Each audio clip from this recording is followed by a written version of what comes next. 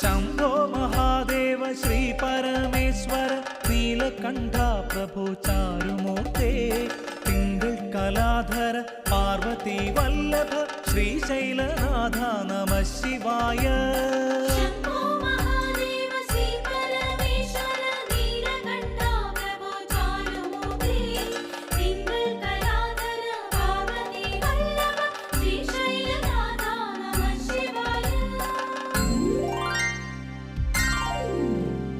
तुंग जडाधर कैलासनाथ श्री महादेवायन पुराणे देवदेवेश्वर श्री परमेश्वर ओंकार मूर्ते श्री नीलकंठ।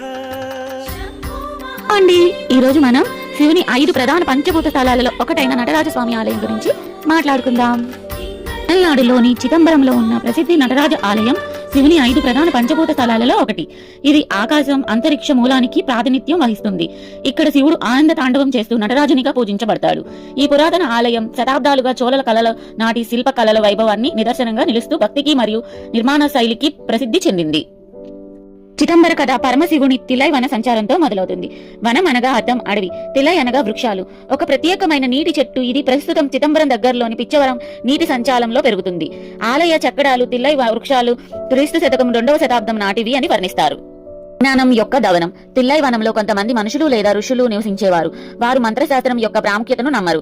భగవంతుడు కొన్ని క్రతువులు మంత్రాలతో నియంత్రించవచ్చని భావించేవారు.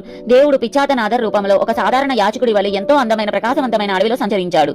అతనిని మోహిని అవతారంలోనున్న శ్రీహరి అనుసరిస్తున్నాడు. ఋషులు వారి భార్యలు ఎంతో ప్రకాశవంతమైన ఈ యాచకుడు అందమైన అతని సహవాసిని చూసి ముగ్ధులవుతారు.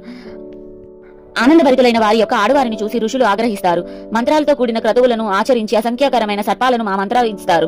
యాచకుడైన ఆ భగవంతుడు సర్పాలను ఎత్తి వాటిని మెడకు నడుముకు దాటిగా చుట్టుకుని ఆభరణాల వలె ధరిస్తాడు.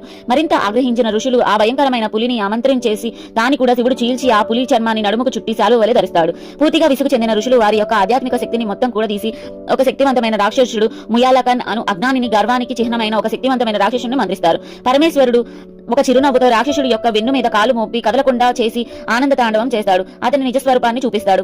భగవంతుడు వాస్తవమని అతనుకు మంత్రాలు ఆగమాలు సంబంధమైన క్రతువులు అతీతుడని గ్రహించి ఋషులు లొంగిపోతారు. పరమశివుని యొక్క ఆనంద తాండవ భంగిమ యావత్ ప్రపంచంలోని ప్రసిద్ధమైన భంగిమలలో ఒకటి. అనేకులు గుర్తించారు. ఈ దివ్య నృత్య భంగిమ భారత నాట్య నర్తకుడు ఎలా నర్తించాలో తెలియజేస్తుంది. అతని పాదం కింద ఉన్న అజ్ఞానము అనే భావాన్ని నటరాజుని పాదం కింద ఉంచి రాక్షసుడిగా సూచిస్తారు. చేతిలో నిప్పు అనగా దృష్ట శక్తులను నాశనం చేస్తుంది. ఎత్తైన చేయి అతను సర్వ జగత్తును రక్షించేస్తాడని తెలియజేస్తుంది. వెనుక ఉన్న వలయము విశ్వాసాన్ని సూచిస్తుంది. చేతిలో డమరకము జీవం యొక్క పుట్టుకను సూచిస్తుంది.